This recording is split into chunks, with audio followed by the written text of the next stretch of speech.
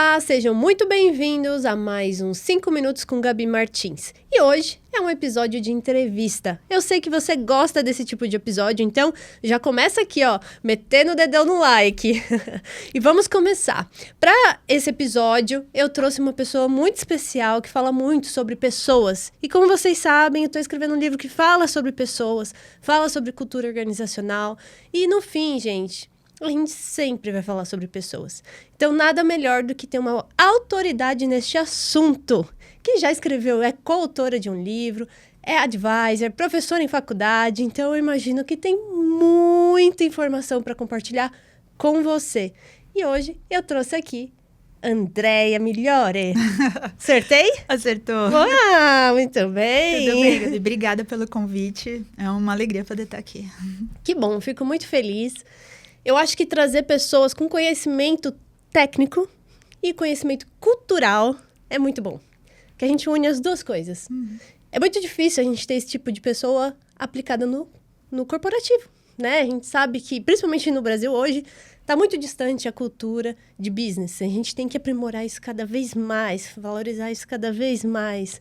E eu acho que a gente tem muito potencial para isso. A gente tem pessoas tão criativas aqui no Brasil, né? A gente tem pessoas que têm capacidade técnica tão grande e dá para aplicar cultura nisso. E eu percebo que a gente passa por alguns momentos que a gente pode melhorar. E trazer você aqui, sem dúvida, é muito importante porque a gente pode ter esse conhecimento, aplicar esse conhecimento no nosso dia a dia. Andréia, conta um pouquinho da sua história para mim. Resume a sua história, porque é muita coisa, né? Nossa, tem bastante coisa. Bom, deixa eu ver por onde que eu puxo o fio da meada, né? Boa. Mas enfim, eu sou formada em desenho industrial. Acabei sempre trabalhando, misturando comunicação, design e tecnologia. Em diferentes aspectos, em diferentes aplicações. Mas desde muito cedo, sempre me envolvi, né, com tecnologia. Eu lembro quando eu tinha, acho que era 12 anos por aí, quase ninguém tinha computador em casa. Na minha casa tinha 2, né? Porque tanto meu pai quanto minha mãe trabalhavam com isso. E eu comecei a trabalhar para uma editora, naquela época, fazendo editoração eletrônica, né, dos livros. Lembro-me bem. Minha mãe trabalhou com editoração eletrônica. PageMaker, essas coisas. E aí eu lembro que meu primeiro trabalho mesmo formal, assim, foi para essa editora. Quando eu entreguei o livro, quando a autora descobriu que era uma menina, né, que estava fazendo a edição do livro, ela dedicou o livro para mim. Ah, que né? fofo. E tem até hoje, assim, muito legal. E aí as coisas engraçadas vão acontecendo, né? E minha mãe me levou lá para receber o pagamento, né, do trabalho. E me deram um cheque, né? E aí eu desci, ela estava me esperando no carro. Quando eu desci toda desanimada e tal. Ela assim, o que aconteceu? Eu falei, poxa, achei que eu ia receber, né, o dinheiro, o pagamento e tal. Me deram isso aqui, ó. Aí minha mãe começou a rir. Não, vamos no banco e tal, que é um cheque. É dinheiro, filha. É dinheiro. Mas enfim, então desde essa época já juntava, né, design, comunicação, tecnologia e tal. Minha carreira sempre foi em agência, em consultoria. Tive uma experiência, eu brinco, né, do outro lado da mesa. Então teve um momento da minha vida que eu falei, eu quero ser cliente um pouco, né? Fui trabalhar numa grande organização, saí de lá, montei uma agência de projetos digitais. Depois dessa agência, eu montei a WorkHub, que é a empresa que eu tenho hoje. Muito então, assim, bem. num resumo bem resumido, esse é o caminho. Essa é a linha do tempo. Essa é a linha do tempo. Que legal, isso é muito, muito interessante. A minha mãe trabalhou com editoração eletrônica e eu lembro que na escola, bom, era a época da câmera filme, né? E eu sempre amei fotografar. E aí eu tinha minha câmera de filme, era a minha câmera, porque eu amava fotografar. Eu lembro que eu levava pra escola pra revelar. E eu lembro que em algum momento nós tivemos que fazer uma fotonovela. Aí olha isso foi, tipo, diferente de todo mundo da sala, porque minha mãe fazia editoração eletrônica e eu mexia no Corel que a minha mãe tinha, mexia em tudo. Eu nasci no colo dela mexendo nisso. Então, hoje eu tenho muito conhecimento disso por causa lá de trás, né? E aí, eu lembro que eu escaneei todas as fotos, que tinha um scanner, né? Escaneei todas as fotos da nossa fotonovela e fiz a fotonovela impressa. Quando todo mundo estava fazendo colado, revelava as fotos e colava numa folha e escrevia manualmente. O meu foi impresso, feito no Corel. Pois é. E hoje a gente conta essas histórias, né, para crianças, pessoal de 10, 11, 12 anos que nasceu no digital, na IA e etc. A pessoa, eu brinco, né, que a pessoa fica em itálico, né? Ela tá olhando para você, ela faz até assim. Hã? Como assim? Como assim imprimir? Mas isso pode? Imprimir para depois escanear, para depois imprimir de novo? Mas é muito, muito legal isso. Nossa, desbloqueou uma memória agora. Mas, André, agora falando assim de cultura, falando de pessoas, eu queria ouvir de você, agora uma pergunta polêmica. Qual o maior erro de CEOs pensando em cultura hoje, que você já viu no mercado? Nossa, achar o maior... Tem uma lista. Maior. Achar o maior é o top of mind dos erros. Mas eu acho que... Assim, tem o Peter Drucker, muita gente conhece, né? Tipo, o guru do marketing, etc. Já falava vários anos atrás que a cultura come a estratégia no café da manhã. Né? Devora a estratégia no café da manhã. Então, acho que um dos grandes erros é achar que cultura... é uma coisa ali do RH ou da comunicação e etc. Não, cultura é absolutamente parte da estratégia. Você pode montar o plano que você quiser, pode ter o planejamento estratégico que você quiser. Se você não tiver uma cultura que sustenta essa história, você não vai dar 2 passos para frente, entendeu? E depois vai ficar procurando, nossa, mas por que deu errado? Corrige o plano, corrige isso, corrige aquilo. Só que o teu problema não está no plano, o teu problema está na cultura da tua empresa e tal. Então, eu acho que um dos maiores erros que tem é você subestimar a cultura achando que é um papinho, sabe? É uma coisa ali de... para tornar o ambiente mais gostoso da empresa. Não, também, mas também, assim, faz parte. Não é sobre isso, é absolutamente sobre estratégia. Isso é muito importante, porque quando a gente... Eu acho que acho que é válido a gente reforçar aqui, para quem está nos ouvindo, que quando a gente fala de cultura, eu vou dar um exemplo, churn. Churn é um problema de todas as empresas. Tem empresas que vivem do churn, né? Então, ela faz faturamento em cima do churn. Mas, quando a gente pensa em valuation, pensa em M&A, né? Quando a gente vai pensar em EBIT, da margem, não sei o quê, a gente tem que pensar no churn, porque o churn pode ser um divisor de águas ali que pode te jogar para baixo, né? Então, na cultura, no processo de cultura, você pode criar uma estratégia para redução de churn, que vai impactar diretamente suas metas de faturamento.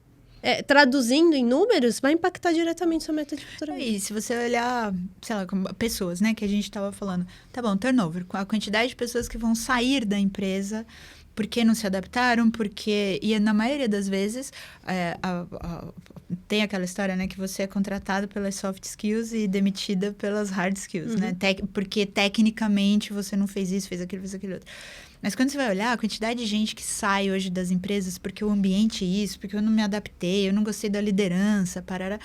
Todo esse pacote, né, tá de alguma forma embaixo desse grande assunto, né, que é a cultura.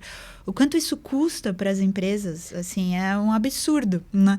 Tem um estudo que saiu no final do ano passado que é da ordem dos 4 bilhões que as empresas perdem por conta das pessoas que saem. Porque não é só a pessoa que saiu. Daí a pessoa saiu, tem todo esse processo, tem o risco trabalhista, enfim, tem um monte de coisa que vem junto, mas aí você inicia de novo o processo na outra ponta. Abre a vaga, processo seletivo, a contratação, o treinamento, a curva de tempo que tem até a pessoa chegar num ponto de performance, de autonomia, etc, etc. Então, todo esse assunto tem a ver com o turnover, né? Com a saída das pessoas. E isso gera, entre milhões de outras coisas, mas gera um custo... Assim, é uma linha do DRE, sabe? Assim, não é uma cultura, turnover. Não, é dinheiro. No fim do dia... tem uma linha de custo ali no teu DRE. Que é turnover. Né? E isso, eu até ia te fazer, era uma próxima pergunta. Eu ia te perguntar isso. Quanto que a gente poderia ter, quanto que o mercado hoje estaria desperdiçando e muitas vezes ninguém nem sabe, porque não consegue ter essa visibilidade. Então, a gente está falando de 4 bilhões. De 4 bilhões. E aí, assim, vamos tangibilizar, né, um pouco mais. Se você pensar numa empresa pequena, sei lá, uma startup, uma empresa pequena, que você tem ali 15, 20 funcionários, né? Uma pessoa que sai, o impacto disso pode ser fatal para aquele ano. Isso pode impactar o teu ano de faturamento. Sim. Vamos supor que essa pessoa que saiu é do comercial. Então, ela já não estava performando, daí você tira essa pessoa, agora vamos contratar outra. Então, você tem ali, sendo muito otimista, um mês e pouco, entre abrir a vaga e trazer a pessoa. Daí, você tem lá 2 meses para a pessoa se situar, entender do teu produto, tal. Aí, depois você tem mais uns 2, 3 meses. Tem, né, um estudo que diz que o comercial leva aí de 6 6 a 8 meses para chegar no ápice, o tal do ramp-up, né? Nessa brincadeira, passou 1 ano. E a pessoa, agora que ela chegou no ponto de começar a performar de fato, assim, né? Às vezes, essa empresa menor não aguenta 1 ano. Até você sair do zero, quando aquela pessoa saiu, e chega 8 meses depois, quando essa daqui atingiu um ponto, né, de velocidade de cruzeiro, né? De performar e tudo mais. Então, às vezes a gente fala assim, não, isso aí representa 4 bilhões de perdas para as empresas e tal. Tá bom, 4 bilhões não é tangível. Mas assim, se eu falar para você, você, na sua empresa, que tem aí um time de 20 pessoas, se você tirar uma pessoa do comercial, vai levar 1 ano para você voltar no ponto. Isso é tangível. Isso dá para metrificar. Dá para metrificar e a pessoa consegue olhar e falar assim, caramba, eu não posso ficar sem faturamento 1 ano. Falei, então... Logo, trabalho e cultura. Exatamente. E eu acho legal essa questão de cultura, porque não é aquilo que está escrito na parede, somente. É importante estar escrito na parede? Sim. Mas a gente tem que viver a cultura de verdade, né?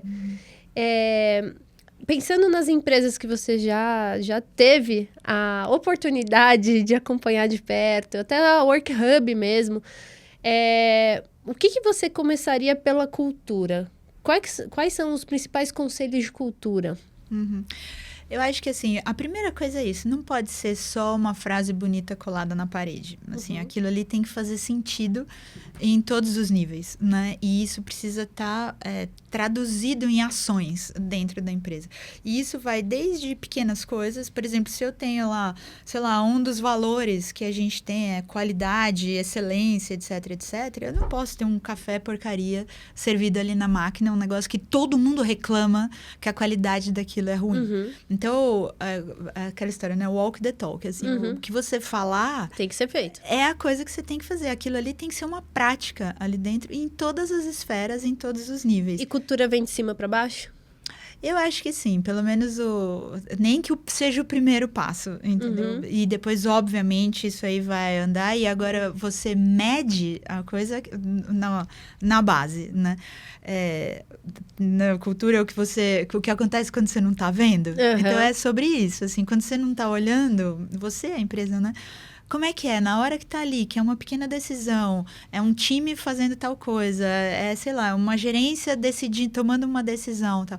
Essas coisas acontecem alinhadas com a cultura? Se sim, a tua cultura tá forte, entendeu? Se não, você precisa mexer. E aí, quem vai mexer? Aí é a liderança. Quem é dona da empresa, enfim. Não. Eu percebo muito sobre isso. Eu acho que... tenho certeza. Quando você... É que nem uma criança. A criança, ela não é um espelho dos pais, né? Então, se você todo dia no café da manhã come pão, muito provavelmente seu filho vai querer comer pão. Nas organizações, traduzindo assim de uma forma muito simples, é a mesma coisa. Se eu chegar todos os dias, tal horário na empresa, ter o hábito de falar bom dia para todo mundo, agradecer, consequentemente o ambiente vai se tornar algo dinâmico que vai seguindo isso, né? E eu acho que essa questão que você falou, de quando você não tá olhando, as coisas vão acontecer da mesma forma, cara, isso é muito cultura e processo, né? Como eu gosto disso. Eu pego muito nisso, porque eu, do ponto de vista de líder, eu penso o seguinte: o que eu preciso fazer para minha organização andar sozinha, não depender da minha gestão, porque eu penso em M&A, eu penso em venda de empresa em algum momento. Então, para poder fazer isso, eu não posso a empresa não pode depender de mim. Então, eu preciso que o processo seja vivo, que ele ande, que tenha ali a cultura muito engessada, que as pessoas saibam o que é a cultura. E isso eu acho que faz uma diferença absurda. Faz. Porque é isso, assim, não é que é uma mágica, né? Eu tenho uma cultura forte aqui, tudo vai dar certo. Não, tem processos, enfim, tem planejamento, tem sistemas, tem ferramentas, tem um monte de coisa que compõe daí a grande operação da empresa. Mas eu acho que a cultura assim, é o que dá o direcionador, é o que bate o bombo ali, exatamente. Se o rumo tá errado, daí tanto faz. Assim, que você pode botar o melhor sistema do mundo, não vai chegar no ponto que você quer, né? Então, eu acho que tem muito da liderança, eu acho que é uma coisa top-down, ainda mais em empresa que alguém é dono da empresa, né? Então, sei lá, você tem a tua empresa e eu tenho a minha empresa. É muito reflexo da gente assim, né? Das decisões, dos direcionamentos, do que você imagina para o futuro, do que você acredita, do teu estado de espírito, do teu humor, assim, tudo isso impacta e reflete no dia a dia da empresa, nas pessoas e tal. Né? Total. Eu até estava conversando isso no outro podcast, estava conversando isso com o Rodrigo, e eu fiz uma pergunta para ele. Empresa, tem como você separar CPF do CNPJ? E aí até ele respondeu, eu acredito que não tem como. No final do dia não tem como você ser o Antônio no trabalho e o Rodrigo em casa. É o Rodrigo. Então, eu concordo, eu acho que muito dessa essência vem da sua própria cultura e aí acaba se espelhando no modelo de negócio, né? Aquele pensamento mais antigo, né? Assim, deixe seus problemas da porta para fora, aqui dentro da empresa... A pessoa inteira, assim, você não... Como você falou, você não acorda de manhã e fala assim, bom, hoje eu vou deixar 35% da Andréa em casa, porque ela tá mal-humorada. E só essa outra parte aqui que vai pro trabalho. Você vai inteira para lá, né? E da mesma forma, você volta inteira para casa, né? Então, tem que achar a forma como você equilibra. E equilíbrio não é aquela coisa reta, parada, né? É movimento, assim. Então, tem dias que você vai estar mais assim, mais assado. E isso vai ter um impacto na sua vida pessoal, na sua vida social, na sua vida profissional. E acho que uma das grandes coisas de quem está numa posição de liderança ou empreendendo e tal, é isso. Você tem que achar um jeito de fazer gestão sua, das suas emoções e tudo mais. Porque o que você tiver na cabeça, o que você imaginar, direcionar, mentalizar, é o que vai acontecer. Não importa. Lógico, não é assim uma mágica, né? Mas tem tudo embaixo que ajuda a sustentar, mas assim, você que dá o tom da coisa. Eu costumo falar isso muito para liderança, que eu acho que a gente tem processos, tem cultura, mas quem dá o tom de voz para a equipe é você. Então, as pessoas sabem o que tem que ser feito. Mas a liderança que tem que puxar. E é ela que vai dar o tom de voz do que a gente quer para aquele dia, para aquela semana, para aquele mês. Eu costumo falar muito sobre isso. É bem, bem legal. E, Andréia, falando agora sobre o Work Hub. Conta pra gente um pouquinho sobre a sua empresa, a Work Hub. A Work Hub, a gente tem uma solução, um produto, né, por assinatura para comunicação interna. Então, é um portal intranet. A intranet, assim, se o site fala com o público para fora da empresa, a intranet é o portal que fala para dentro, né? Então, tem ali muita coisa de comunicação, de campanhas internas, documentos, processos, sei lá, solicitações, requerimentos, comunicados, enfim. No dia a dia da empresa... Tá ali, o seu dia a dia de trabalho acontece ali dentro, mas também com esse olhar de engajamento, de comunicação. Então, o Work Hub está com 5 anos. Né? Hoje a gente tem aí em torno de 100 e poucos clientes, 100 e poucas empresas e quase 200 mil usuários, que são funcionários dessas empresas, né, que são os nossos clientes. E acho que ao longo dessa jornada, assim, foi bem interessante ver as nuances e coisas mais drásticas assim, que foram acontecendo, tipo, da pandemia para cá. Porque a Work Hub nasce no auge da pandemia, né? Num momento onde intranet, portal de comunicação interna, ninguém nem cogitava, nem sem nuvem. Né? Não, já existe como portal, como coisa, né? Já existia há muito tempo, mas como nuvem, por assinatura e etc., não era uma coisa que as empresas topavam antes da pandemia. De repente, né, precisou, enfim, mudar tudo muito drasticamente. Então, isso pra gente deu um boom lá no começo por causa disso, né? E a gente veio com essa mentalidade de ser uma coisa de fácil implementação, de fácil instalação, né, de fácil adoção, uso, publicar conteúdo é fácil e tal. Mas isso não veio por causa da pandemia, né? Esse conceito veio de antes. Eu tinha uma outra empresa antes da Work Hub, e lá era, como eu falei, uma agência de projetos digitais, assim, né? E dentre milhões de coisas que a gente fazia, a gente acabou fazendo vários, por mais de 30, 40 projetos de intranet. Naquela época, projetão mesmo. E eu costumo brincar que todo mundo que já se envolveu num projeto de intranet tem uma história triste para contar. Porque são projetos, assim, empipinados, que dá errado. É muito mais fácil você ver alguém de comunicação interna contando uma história ruim de uma intranet do que de uma história boa, né? Então, eu falei, não é possível, tem que ter um jeito de mudar, né, essa experiência e o resultado que isso Quebrar traz, esse ciclo. Né? Exatamente. Então, o WorkHub nasce meio daí, assim, né, de produtizar um pouco aquela história e poder oferecer para o mercado de uma outra forma.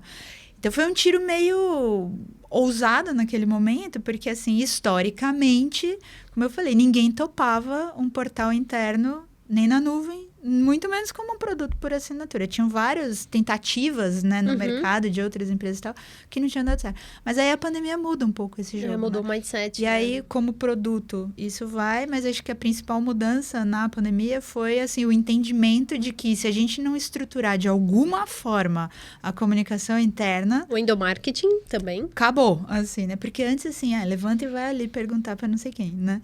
Agora não tem mais como falar tá todo mundo com a em pessoa. casa. Exatamente. Então, isso, de alguma forma, acelerou o nosso crescimento naquele momento. Eu imagino que o trabalho da WorkHub vem muito de encontro com essa necessidade de mercado que surgiu pós-pandemia ou durante a pandemia. E bem como outros, né? Outras ações. E principalmente, voltando a falar de cultura, muitas organizações são extremamente tradicionais e aqui no Brasil mais forte ainda, quando a gente pensa em planejamento de negócios, nunca é muito desenhado um planejamento de negócios, né? As pessoas só vão, inicia, enfim. E muitas conseguem o sucesso. Aí quando chega no sucesso, quando chega num patamar que precisa não mais só crescer, mas criar uma estrutura correta, é que para e aí começa a redesenhar, inclusive a cultura, né?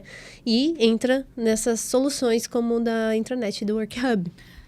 O que eu vi, assim, dentro dessa ótica, né, assim, na pandemia e logo depois, assim, né, era um momento, assim, de... Pelo amor de Deus, arruma esse negócio, né? Porque antes, eu mandava e-mail, imprimia qualquer coisa ali, tava resolvido. Colocava no painel. Põe no Jornal Mural, põe em qualquer lugar, tá tudo certo. Aí, teve que arrumar isso, porque as pessoas tinham acesso de um jeito a um conjunto de informações e agora elas não tinham mais. Então, precisava organizar isso de uma outra forma. Então, acho que teve uma primeira onda que era uma necessidade mais, assim... prática, mas operacional. As coisas que eram disponíveis só offline, agora precisam estar disponíveis online. Né, em sistemas e etc. Beleza, passada um pouco a pandemia, não dá para tirar mais essa organização, né? Agora ficou muito melhor, as coisas estão organizadas, todo mundo consegue acessar tudo, todo mundo consegue falar com todo mundo, achar todo mundo da empresa e tal. Não dá para cair. Mas... também não teve uma evolução, assim, no pensamento de comunicação, né, naquele momento. E eu vejo agora uma nova onda que é, assim, as empresas começaram a entender que comunicação faz parte da estratégia. Comunicação não é só o e-mail com o comunicado daquele dia, né? Começaram a entender, finalmente, que a comunicação está no patamar da estratégia. E daí, depois você operacionaliza isso de N formas diferentes. Então, eu percebo que agora a gente está numa outra onda, onde cultura, comunicação interna e tal... estão ganhando força nessas conversas mais da alta liderança, uma conversa mais estratégica. Diferente de antes, que era uma conversa de ferramentas. Uma conversa mais operacional. Precisamos resolver um problema de falha de comunicação. Tá. Agora não, agora a gente tá falando... Mudou o mindset de novo. Exato. E acho que, assim, é uma mudança positiva. Porque eu acho que é uma mudança de evolução, sabe? Porque entra nesse ponto que eu falei de... Quando a gente pensa em M&A ou pensa em EBITDA, todas essas questões para venda, você ter esses processos muito claros, você ter planos de ações que vão mitigar falhas operacionais, que vão mitigar custos, tudo isso conta. Então, quando você fala, né, André, de ser algo estratégico, ele pode entrar no plano de negócio do ano. Sem dúvida. E aí, você falou de M&A e tal, né? Pensa numa situação onde, sei lá, uma empresa adquiriu a outra, né? Qualquer uma. Não tenho dúvidas que podem ter ali parecências, né, em termos de operação, vai ter sobreposição de cargo, vai ter, fatalmente, gente vai ser desligada porque sobrepôs determinadas áreas e tal. Mas, assim, no limite, são duas culturas parecidas, porém diferentes, que estão se encontrando ali e vão ter que achar um jeito... de unificar. De virar uma só. Se você não tem isso de forma estruturada... isso aí vai de uma forma uma desgovernada, entendeu? Vira uma grande bola de neve. Exato. E aí, tanto que você tem um monte de história, quando você olha o período da empresa pós-M&A, né? Pós, enfim, fusão, aquisição e tal, você tem uma curva, assim, de produtividade, de turnover, enfim, um monte de indicadores que caem. Às vezes, indicadores financeiros podem até aumentar, porque juntou mercado, juntou carteira de clientes e tal. Mas quando você desce um pouco no detalhe para ir olhar com profundidade essas coisas, o mais comum é você ver essa barrigada nos números. E por quê? Porque as pessoas estão perdidas, os processos estão bagunçados, ninguém sabe onde achar as coisas, ninguém sabe se é melhor fazer desse jeito ou daquele jeito. E aí que você começa a ver, assim, escancaradamente, todos esses aspectos relacionados à cultura e comunicação desdobrando, né, numa bagunça ali que ninguém explica. Aí a pessoa acha que é processo, acha que é isso. Não. E eu sempre brinco, falo assim, a comunicação boa ninguém percebe, mas basta uma comunicação errada para todo mundo saber que aquilo ali não está funcionando. É verdade. Cara, então, quando a comunicação é boa e funciona, raramente as pessoas percebem. É verdade. Isso é muito, muito real. E eu acho que nessa situação... que você falou de M&A, então a empresa uma adquiriu a outra e normalmente pode crescer o faturamento e a curva depois de cultura, não de cultura, mas de organização, processo, turnover, tudo isso pode vir a cair. Eu acho que quando se faz um planejamento muito bem feito, você vai trabalhar nas exceções. E essas exceções já foram desenhadas. Que aí entra o pessoal que cuida de inovação, que tem... Você pode ter uma equipe pensando em inovação, pensando em cultura. No próprio Google, lá... Eu vou falar do Google porque eu trabalhei lá para operação. Então, lá você tinha diretora de inovação. Então, que cuidava justamente disso. Não só da inovação da empresa, mas a inovação de acessibilidade, de tudo que é relacionado a pessoas. Então, eu acho que ter esse cargo pode ser vai diminuir esses problemas. Você pode fazer isso de uma forma muito mais estruturada, planejada e vai trabalhar só em cima da exceção.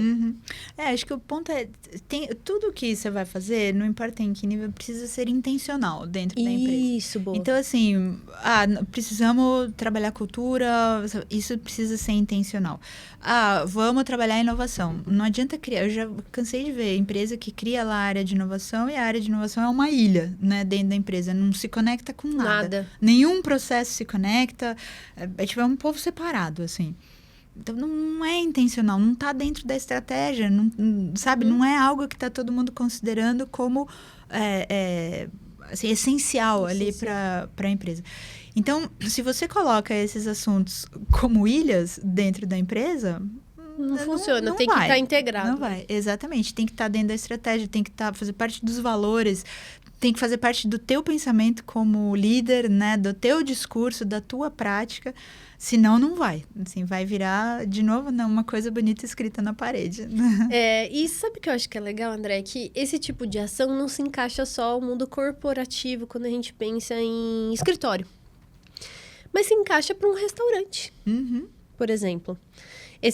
Eu dou mentoria, né? E eu dou mentoria para um restaurante. Hoje eles atendem 1.000 refeições por dia. Então, é um restaurante grande, com mais de 100 funcionários, tem muita gente ali para controlar.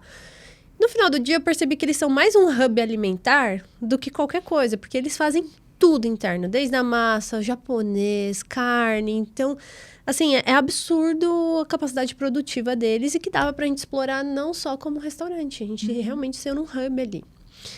E aí, um ponto que eu trouxe para eles foi redesenhar a cultura, redesenhar logo. Então, a gente definiu o que é cultura.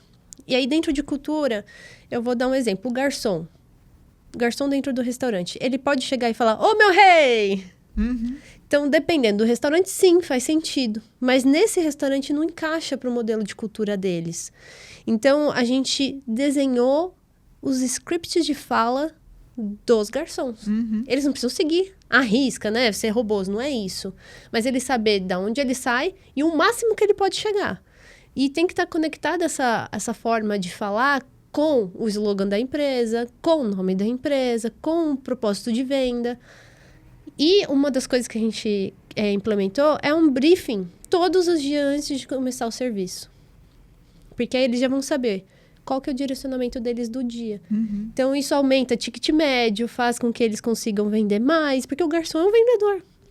Ele tá ali. Então, no fim, é aquilo que a gente estava falando antes, né? Comunicação, cultura, faz parte da estratégia. Da estratégia. Não é mais uma atividade para a pessoa fazer. E você vê, eu tô falando de garçom. Exato. Mas e aí o que você falou, aumenta o faturamento, aumenta o ticket médio, aumenta... Então, isso tá ligado à estratégia do negócio, ao resultado que você quer obter. Não é, manda um e-mail aí para... Se mandasse um WhatsApp para todos os garçons, e falando assim, a partir de agora...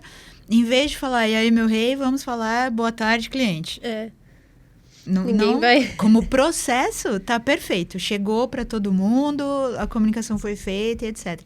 Mas não é sobre isso. Não, é sobre sentir, é sobre viver isso, exatamente. Né? E aí, isso passa a fazer parte, né, do dia a dia e pronto. E tá incorporado a estratégia do negócio e não a um processo de comunicação. Canso de ouvir de cliente, assim, que chega até a gente e fala assim, não, eu preciso melhorar aqui, reestruturar a comunicação interna. Teve uma que foi muito engraçada. Ela falou, eu fui bloqueada pela TI, meu e-mail foi bloqueado pela TI como spam. Eu falei, como assim? Teu e-mail pessoal? Não, meu e-mail da empresa. Porque tudo vai por e-mail. E aí chegou uma hora que a TI bloqueou, porque a taxa de abertura estava caindo, enfim, né? Todas as pessoas não estavam mais lendo os e-mails, já botava direto para uma caixa para guardar. Deve ter sido o próprio servidor que interpretou. E ela foi bloqueada dentro da própria empresa, e ela é a pessoa da comunicação interna. Então, você olha o cúmulo que chega a história. Nossa, isso é verdade. Lá na agência, a gente implementou o ClickUp. Então, toda a linha de comunicação é dentro do ClickUp, que antigamente era assim, era por e-mail. Então, eu comunicava o time de social media. Sim. Hoje não mais, a gente nunca usa e-mail. E-mail é só para externo. E aí, a gente usa o ClickUp ali, tem mural, temos tudo ali dentro, né? Só que é mais voltado para Kanban, né? Então, é metodologia ágil e tal. Sim. E aí, isso faz muita diferença mesmo, quando você padroniza de uma forma correta, você pensa de forma intencional e pode colocar nas metas. Eu volto a dizer, quando cria a meta do ano, você pode atribuir valor de receita para cada coisa. O quanto que isso vai me trazer de dinheiro no final do ano, até o final do ano. E outra coisa, que nem eu comentei aqui, sobre a cultura do garçom. Bonifica o garçom, cara. Você tá com um garçom ali te gerando oportunidade de negócios, ele aponta. Aliás, uma coisa que as pessoas não interpretam, que eu acho que é um erro fatal. Agora eu que vou dar o erro fatal aqui, para qualquer CEO.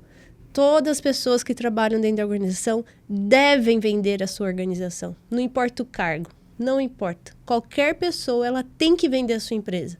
E aí isso tem que fazer parte da cultura. Isso que eu ia falar, é cultura.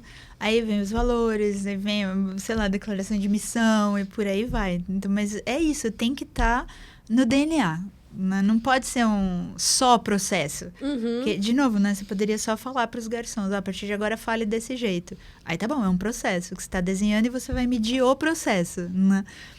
Vai ficar robótico, uns vão falar, outros não vão falar. Agora, se isso está, né, no DNA ali da coisa, vai embora. Já sai naturalmente. Lá na agência a gente fala muito que a gente é a agência mais roxinha do mundo. E é natural, quando eu vejo o time tá falando que é a agência mais roxinha do mundo. E a gente chegou nisso ouvindo as pessoas. Eu fui em alguns eventos e as pessoas falam, você é da agência roxinha? Eu falei, da agência roxinha. Aí ficou. Né? Ficou, a agência mais roxinha do mundo. Mas agora pensando, Andréa, pensando um pouquinho mais na sua carreira, você é coautora de um livro. Conta um pouquinho sobre essa experiência de escrever um livro, de apoiar nessa escrita. Fala um pouquinho sobre o livro também. Não, foi uma experiência muito interessante. Eu já tinha escrito artigos e tal, mas nunca... Tudo bem, foi um capítulo de um livro, mas mesmo assim, né? Foi uma experiência muito, muito interessante, assim, de você construir uma linha de raciocínio dentro de um assunto guarda-chuva. O livro ali era sobre experiência em conselhos, né? Elas no conselho? Elas no conselho. Então, são histórias de 24, 25 mulheres em diferentes estágios, né, indo para conselho. Então, tem algumas que já estão em conselho de administração, de SAs e tudo mais. até outras que estão iniciando essa jornada, estão saindo de uma carreira corporativa, querendo migrar para esse tipo de atividade, enfim, trazendo toda a bagagem de experiência que tem, então no começo. E tudo no meio, assim, né? Então, hoje eu atuo no conselho de startups, né? De 2 startups, e é muito interessante, assim, eu brinco que o próximo capítulo da minha história eu quero ir por esse caminho, né? E foi daí que veio, então, conhecer esse grupo num curso que eu estava fazendo, a ideia de fazer o livro, todas juntas ali e tal. Então, é super legal porque são várias histórias diferentes. E o meu capítulo é sobre o quanto a sua experiência empreendedora pode agregar, né, na sua atuação como conselheira de uma empresa, não importa se essa empresa é ou não uma startup, ou enfim, né?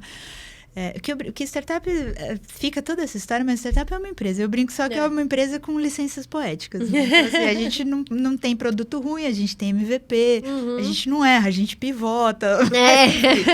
Mas no fundo... É um beta. Exatamente. Mas é uma empresa como outra qualquer, né?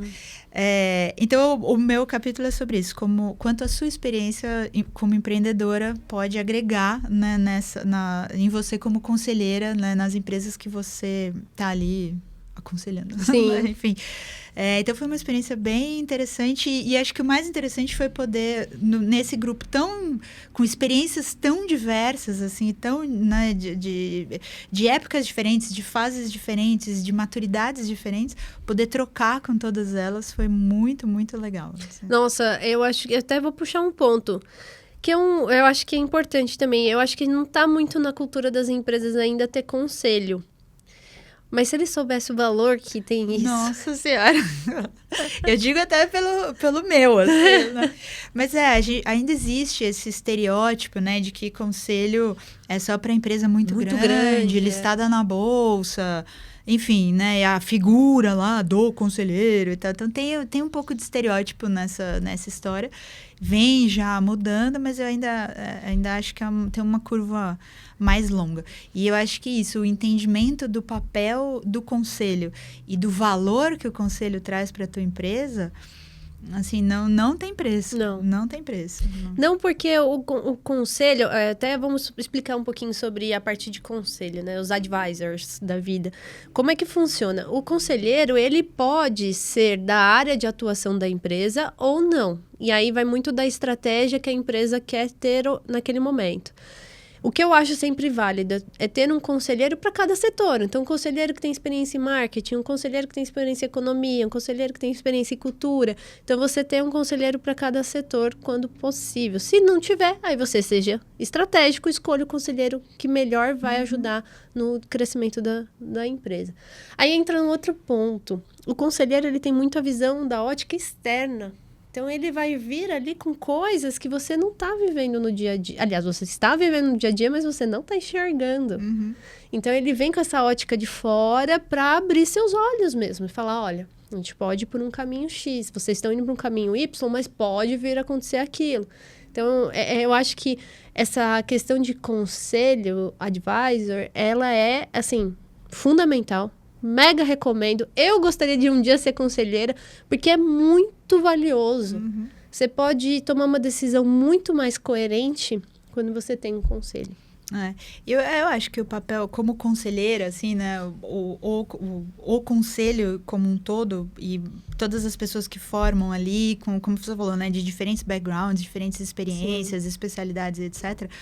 Mas eu acho que o papel muito do conselho é questionar a pessoa ali que está à frente da empresa, né? Seja a dona, a CEO, enfim, quem for.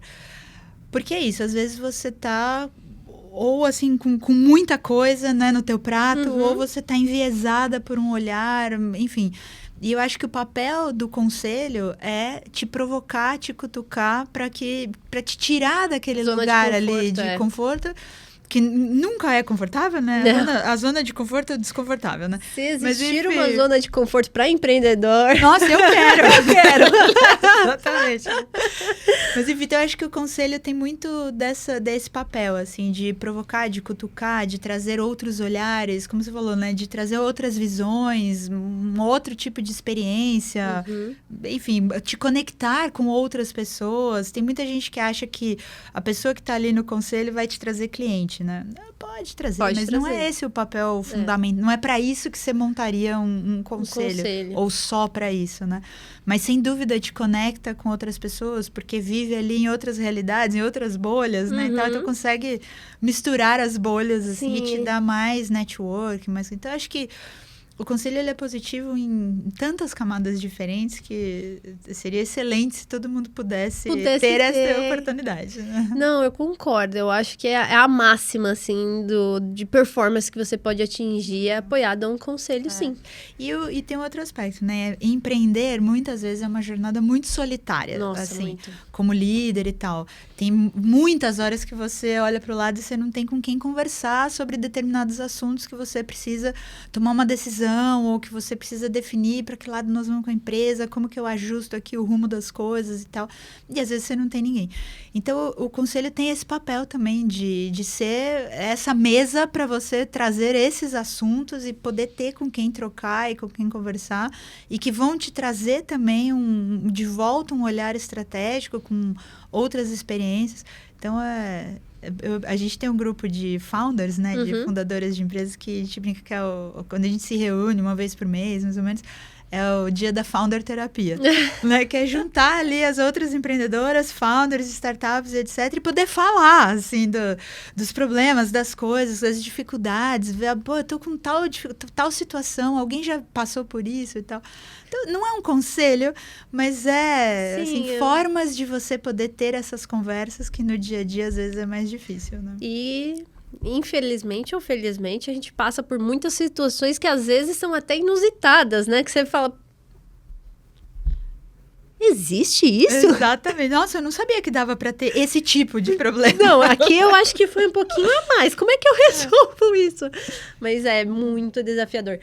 Eu até vi um meme esses dias que era assim, você ser empreendedor é resolver um problema atrás do outro. Mas não é um problema atrás do outro, são todos juntos. Exatamente. Se fosse um atrás do outro, tava bom, mas são todos juntos. Se fosse um atrás do outro, tava ótimo. Nossa, isso é muito bizarro, porque realmente é muito solitário.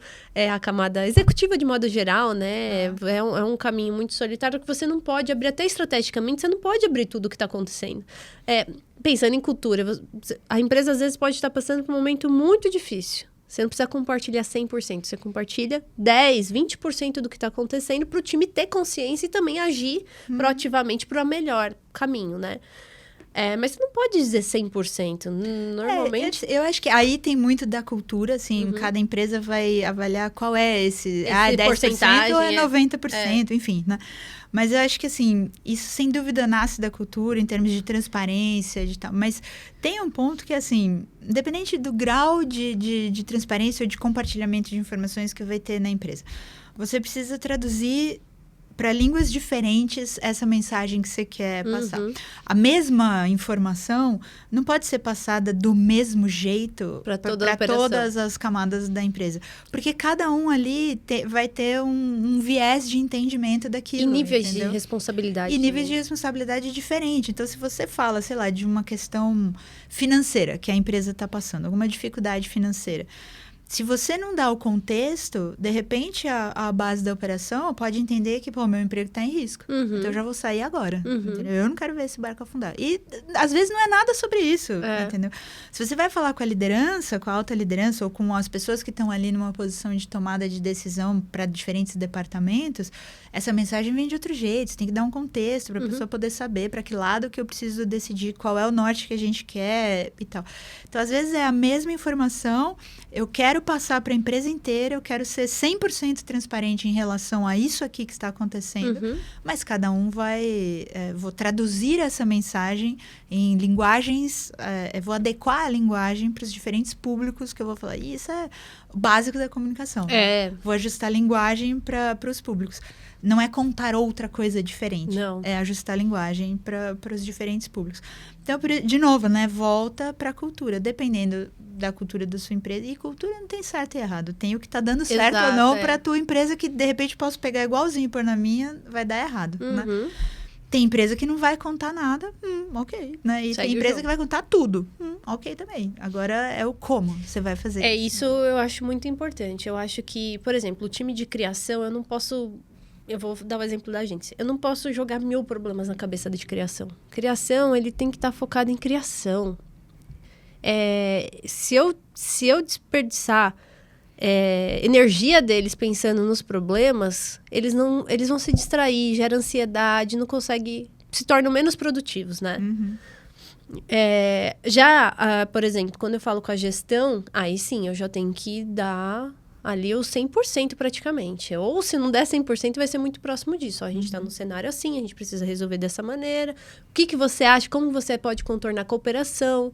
E aí, essa pessoa que vai ser responsável em levar essa informação para a operação, né? Então, eu acho que desenhar bem isso, e essa responsabilidade para cada pessoa também é importante. Que isso é muito comum. Eu vejo isso muito acontecendo em várias empresas.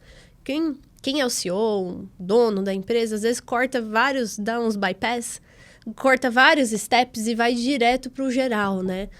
E dependendo do que precisa ser comunicado, o importante às vezes não era ir fazer assim. Você tem que seguir a camada de liderança, a liderança resolve com o operacional, porque senão você acaba tendo um trabalho que não era seu e passa a ser seu, né? Isso não só em comunicação, né? Eu acho que em tudo. E as consequências daquilo, né? As boas e as ruins. Não tão boas. É verdade. Bom, então assim, André, acho que a gente falou de muitas coisas que são relevantes para o mundo dos negócios. Eu acho que a formação organizacional hoje, né? Quando você decide montar uma empresa, hoje, aqui no Brasil, a gente não tem essa cultura de educação, a gente não aprende isso desde o berço. E muito do que a gente desenvolve chega no ápice, chega numa postura, num patamar de sucesso, foi batendo muito a cabeça ao longo do processo. Então, eu gosto de trazer, eu gosto de ter o podcast justamente para isso. Se a gente puder compartilhar nosso conhecimento de alguma maneira e ajudar outros empreendedores a bater um pouco menos de cabeça, já tô feliz pra caramba, porque é muita bateção de cabeça, né, no processo.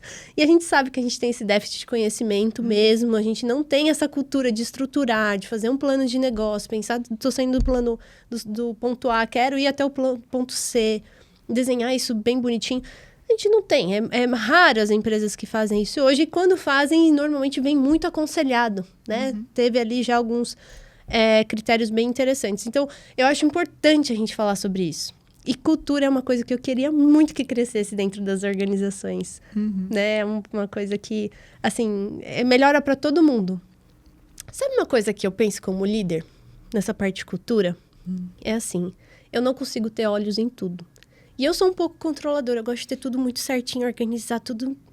E ao longo do tempo, eu fui entendendo que se eu tenho a cultura, processos bem feitos, eu não preciso ter olhos em todos os lugares. Eu fico em paz. Então, eu acho que isso é uma coisa que vale a pena falar, né? Que vale a pena as pessoas pensarem que elas podem ficar tranquilas também. Aprender a lidar com essa questão de controlar, de saber que tá 100%, porque é meu nome, eu tô falando sobre aquilo.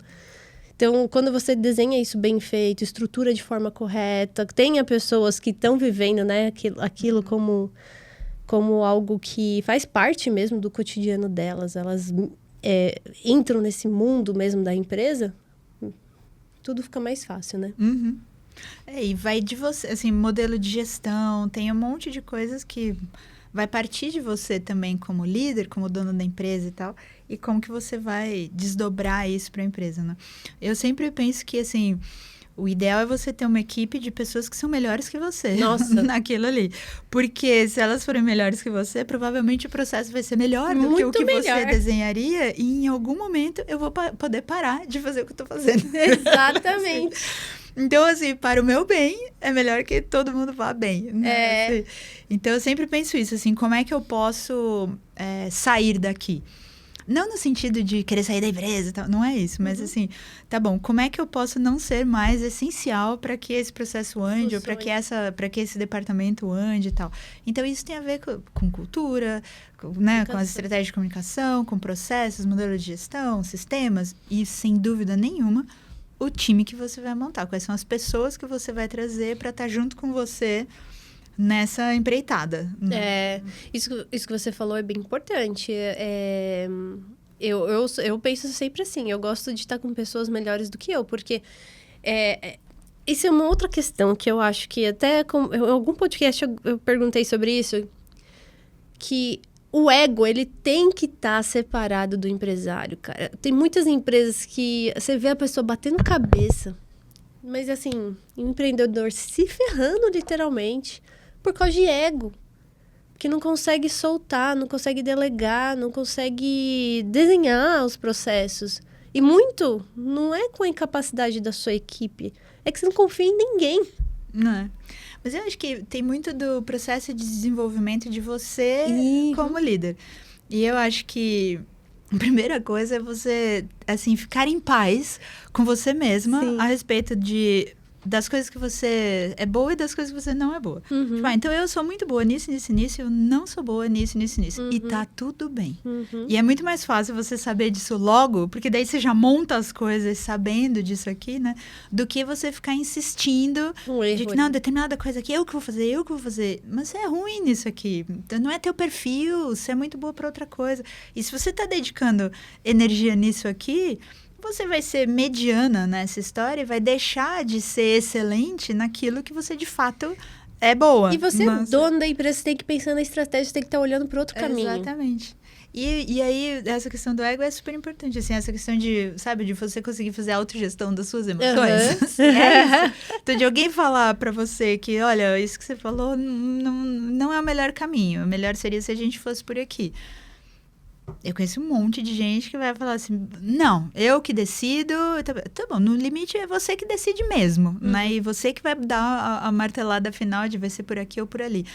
Mas assim, se você não consegue ter, né, a gestão das suas emoções, de ouvir aquilo ali que tá vindo contra, de que eventualmente veio de alguém, sei lá, veio da estagiária. E você fala, como assim, a estagiária sabe mais que eu? Sabe? Às vezes sabe mesmo. E ai, que bom, né? Que ela sabe mais que você. Você tem alguém na equipe excelente naquela coisa ali, né?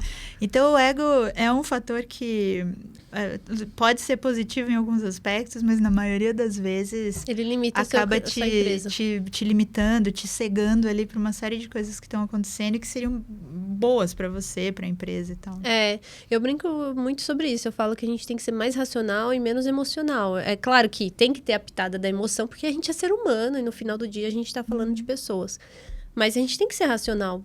Se operacionalmente eu tenho uma pessoa que é muito mais capaz que eu, por que eu vou ficar enfrentando isso? Se eu já tenho a pessoa ali especialista nisso. Então, eu vejo muita gente batendo cabeça nessa tecla. Eu acho que quando a gente pensa em cultura, eu acho que começar por aí é importante. Né? Teve uma época da empresa que eu tava, assim, muito de saco cheio de um monte de coisas, né? E tinha um monte de coisa que eu tava achando que tava errado e não tava conseguindo corrigir. Bom, eu tava, assim, numa fase... Quem nunca, né? Uma fase de saco cheio. Aí eu peguei e fiz uma lista de tudo que me incomodava na empresa, tudo que eu não queria mais, que eu não suportava. Desde, assim, tipo, eu não gosto do café, eu detesto que chegue atrasada, sabe? Assim, tudo. Fui colocando.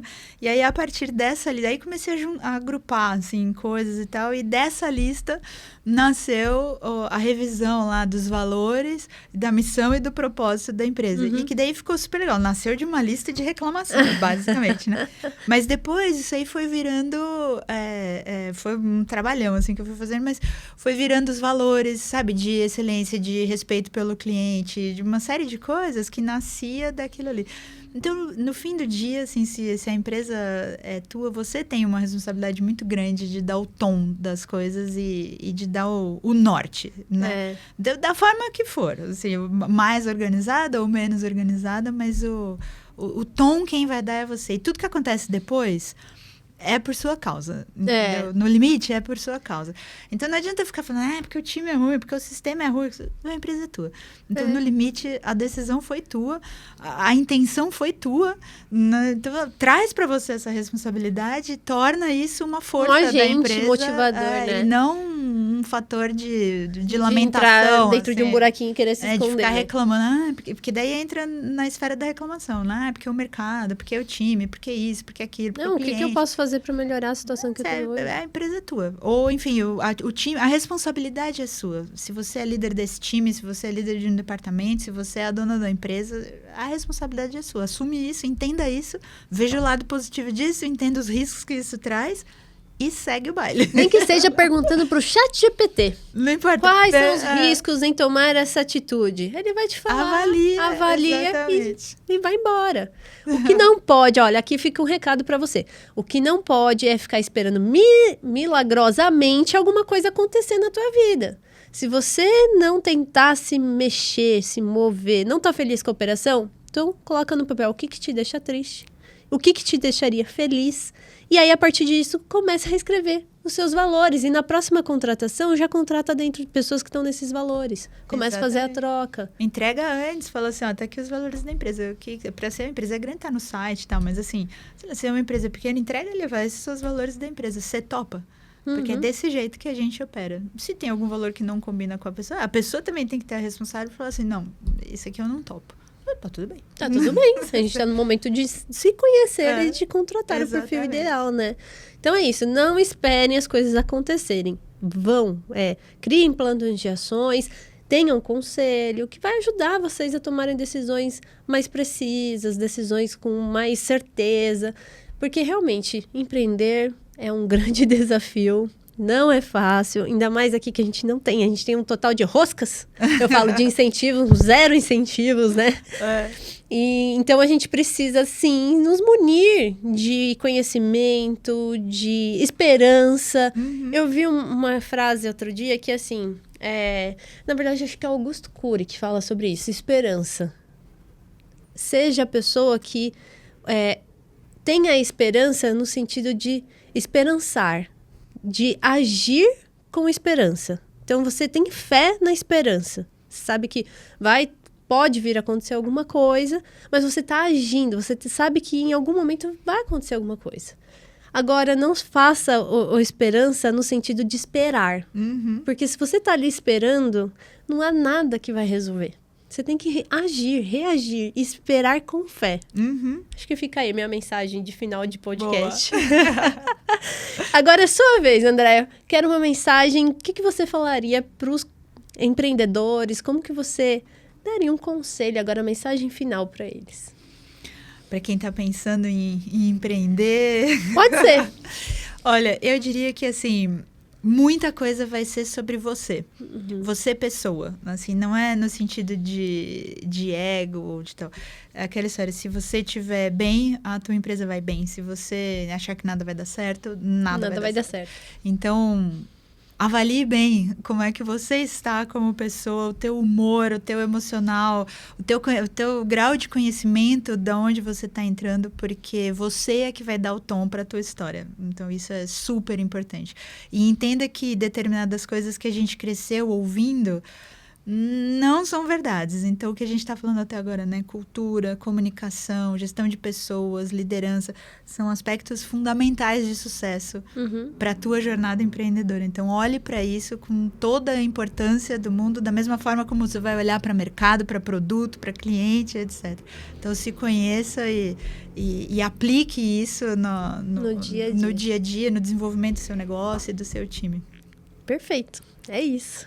Então, ficou aqui a mensagem da Andréia. Andréia, muito obrigada. Muito obrigada. Acho que foi muito rico. Certamente a gente deve, de alguma forma, ajudar outros empreendedores e novos empreendedores a tomarem decisões que sejam mais plausíveis, que consigam atingir o sucesso, né? Muito obrigada pelo convite, adorei aqui o nosso papo. Que bom, fico muito feliz. E você que está aí do outro lado da telinha já sabe, compartilhe esse vídeo com quem precisa entender mais sobre conselho, que queira conhecer a Andréia e a história de vida dela. Não deixe de compartilhar. Aliás, Compartilha agora, tá? Nesse minuto, já pega o link e manda lá para quem precisa ver.